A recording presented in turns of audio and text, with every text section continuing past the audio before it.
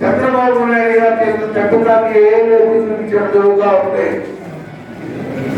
ఎక్కడ ఆయన మనం లెక్క చేయకుండా గతంలో ఈ మధ్య కాలంలో చంద్రబాబు నాయుడు గారు ఎదురుగా కొంతమందిని 20 మందిని తీసుకెళ్లి 25 మందిని తీసుకెళ్లి చంద్రబాబు నాయుడు గారు కూర్చోబెట్టినప్పుడు నేను దేవుడు చంద్రబాబు నాయుడు గారిని నాకు సమస్య ఉంది సార్ అడుగుతానని చెప్పి దేవుడిగా అడిగా.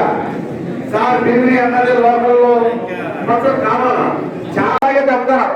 అక్కడ జనసేనకు రాష్ట్ర ఎలక్షన్లో 6,500 7,000 వచ్చాయి. కానీ ఇప్పుడు నియోజకవర్గాన్ని ఇచ్చేశారు. మన అత్యంత ఓటర్ సంఖ్య ఉన్నటువంటి మెజారిటీ ఓటర్ ఉన్నటువంటి నిలుకొన్నాం. కానీ పుట్టినటువంటి పరిస్థితి ఇలా రాష్ట్రంలో ఉంది. మరి ఏం చేయాలన్నా మన నాయకుడు వీటిలన్నింటినీ ఈ ఆపదలన్నింటినీ గట్టెక్కాలి, వీటన్నింటినీ అధిగమించాలనేటటువంటి ఉద్దేశంతో ఎన్డీఏతో కూడా మళ్ళీ మనం పోటీకి దిగి మరి వాళ్ళకు కూడా కొన్ని సీట్లు మనం చాలా పెనుమార్పులు జరిగాయి.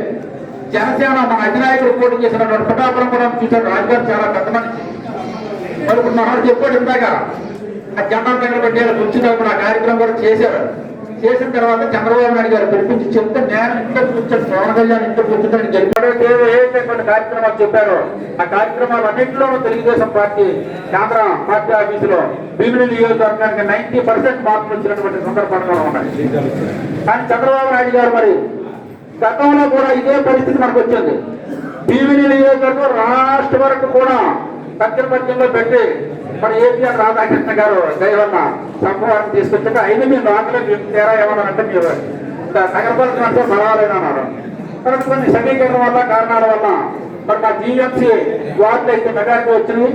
మరి ఇక్కడ కొన్ని మండలాల్లో కొంచెం డిఫరెంట్ రావడం వల్ల లాస్ట్ లో పోతే లేకపోతే భీమిలి నియోజకవర్గం లాస్ట్ టైం కూడా ఎమ్మెల్యేని గెలిపించుకోవాల్సినటువంటి పరిస్థితి ఉన్నటువంటి సందర్భాలు సంబంధించినటువంటి అవసరం ఉంది.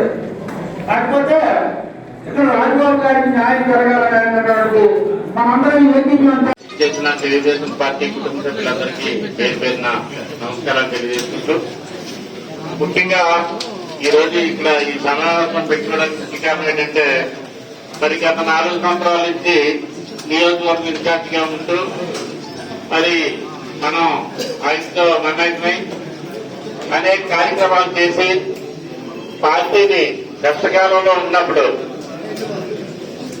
నడిపించి రోడ్డు మీద అందరి మన్ననలో పొంది మన నియోజకవర్గాన్ని రాష్ట్ర లెవెల్లో ఒక టాప్ లెవెల్లో దానిగా ఉంచి ఇన్ని కార్యక్రమాలు చేసిన తర్వాత పార్టీ అధిష్టానం ఇప్పుడు పార్టీ గెలుపు ఈ కూటమి ఏర్పడిన తర్వాత గెలుపులో ఉంది. మరి అది అయిన తర్వాత చాలా మందికి ఎమ్మెల్యే అవుతామని ఇక్కడ ఈ కాన్స్టిట్యున్సీకి ఎవరింటి గెలుస్తారని ఆశావాహులు అయితే ఎక్కువ మంది ఉండొచ్చు. కానీ పనిచేసిన వాడిని గుర్తించి ఆయన్ని పిలిచి మాట్లాడి ఇప్పుడు ఏ యాక్సిడెంట్ లో ఆయన పనికిరాలలో అనేది ఒకసారి ఆయనకి కూడా చెప్పి మన అందరం కలిసి పని చేయాలంటే ఇది కాదు కదా పద్ధతి. ఇప్పుడు కొంతమంది రాజబాబు గారు ఉందా ఉంటారు, కొంతమంది గంటా గారు వెళ్దాం అనుకుంటారు. పార్టీలో విభేదాలు సృష్టించి ఈ పార్టీని ఇక్కడ భీమిలి కాన్స్టిట్యున్సీలో గట్టిగా ఉన్న పార్టీని బలహీనపరచడానికి అధిష్టానం ఈ నిర్ణయం తీసుకుంది. అంతేగాని పార్టీ బలంగా ఉండాలన్నప్పుడు మరి ఆయన కూరుతున్నాడు. ఆయన కూరినప్పుడు మీకు ఇది ఇప్పుడు సాధ్యం కాదు, మేము ఇది చేయలేము, నువ్వు ఈ పని చేయు, నీకు మళ్ళీ నెక్స్ట్ వస్తాము లేకపోతే ఏదో చేస్తాము భరోసా ఇవ్వాలా. భరోసా ఇచ్చి టికెట్ ఇవ్వాలా. మొన్నటి వరకు ఇస్తామని ఈరోజు సడన్ గా డిక్లేర్ చేస్తే ఎవరైతే చేయలేని పరిస్థితి. ఇప్పుడు అది చాలా అధిష్టానం. ఈ కార్యక్రమానికి ఉద్దేశించినటువంటి అసలు సిద్ధమైనటువంటి తెలుగుదేశం పార్టీ కుటుంబ సభ్యులందరూ కూడా ముందుగా ధన్యవాదాలు తెలియజేసుకుంటూ, మరి ఇక్కడ ఎన్ని శిబిరాలు జరుగుతున్నాయి ఇవాళ అక్కడ పని చేయకుండా టీడీపీ కార్యకర్తలు కాకుండా రకరకాల పార్టీలో వెళ్ళినటువంటి మనుషులు అక్కడుంటే తెలుగుదేశం పార్టీని అడ్డుపెట్టుకుని కష్టానికి నష్టానికి అనేకమైనటువంటి ఒడిదుడుకులను ఈ 4.5 సంవత్సరాల్లో ఎదుర్కొని పార్టీని బతికించినటువంటి తెలుగుదేశం కార్యకర్తలు కూడా ఒకసారి మనం అర్థం చేసుకుంటున్నటువంటి అవసరం ఉంది. మరి ఎవరైనా తెలుగుదేశం పార్టీ ఉంది అనేది ఎవరైతే మండలాల్లో ఎవరైతే ఈ పట్టణ ప్రాంతాల్లో ఉన్నటువంటి సోకాల్ పార్టీ గెలిచిన తర్వాత పార్టీ బలాలు పొందడానికి వచ్చిన వ్యక్తులు ఏదైతే మన పార్టీ అభ్యర్థులు ప్రకటించిన ఆల్రెడీ లైన్ కట్టారు. మనం మాత్రం ఆయన కష్టాలు ఉన్నారు కాబట్టి ఆ కష్టాన్ని మనం కూడా బాధపంచుకోవాలి.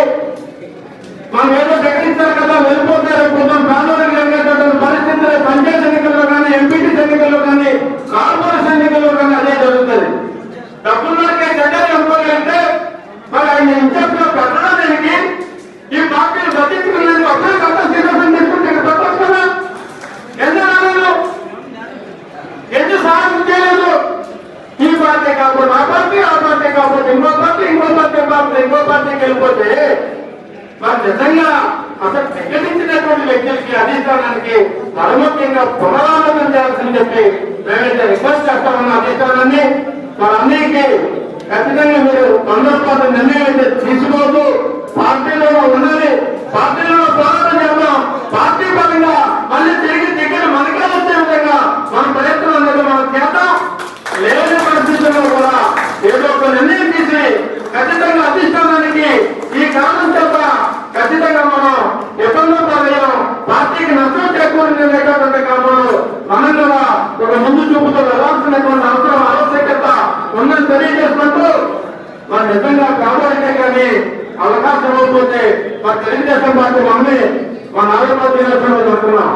పేదవాళ్ళ పార్టీ అని, కార్మికుల పార్టీ అని, కర్షకుల పార్టీ అని అనేక రకాల వర్గాలతో కూడినటువంటి ఈ తెలుగుదేశం పార్టీని చెప్పుకొని మాట్లాడుకొని విపరీతమైనటువంటి ప్రసంగాలు ఇస్తున్నటువంటి మన తెలుగుదేశం పార్టీ మన అధిష్టానం పేదవాడు డబ్బు లేదండి నువ్వు ఇచ్చి చూడి అంటే కదా డబ్బుందో లేదు గెలిపించి నీ చేతుల్లో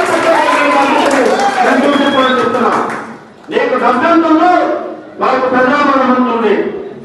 లెక్కమైనటువంటి కార్యకర్తలు ఉన్నారు. మీకు నిజంగా 10 మందిని ఎన్నికలు వస్తే ఆ 10 మందిని చూసి వెళ్ళేటువంటి పరిస్థితి వల్ల ఈ నియోజకవర్గంలో ఉంది. నేను నిజంగా తాడిపోలోనే కాంగ్రెస్ పార్టీలో వెళ్ళేవాడిని, సంఘంలో తిరిగేవాడిని. గత 20 ఏళ్ళ బట్టి కూడా కేవలం అన్ని ఇన్స్పిరేషన్ వల్లే నేను ఈ పార్టీలో రావడం జరిగింది.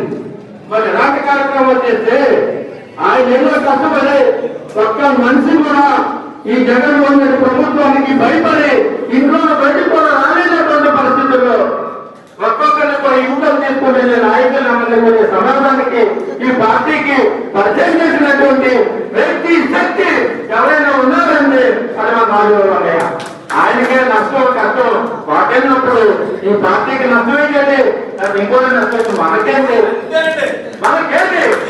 ఖచ్చితంగా మన మనుషులను రక్షించుకోవాల్సినటువంటి బాధ్యత ఉంది. ఆ మనిషి మనోభావాలు అర్థం చేసుకోవాల్సిన అవసరం ఉంది. మన మనోభావం మన నిజంగా ఆత్మత్వం నాకే కాదు డబ్బు ఆత్మలో ఉన్నటువంటి ఆ ఆత్మలో ఉన్నటువంటి మనుషుల్లో ఉంటాం.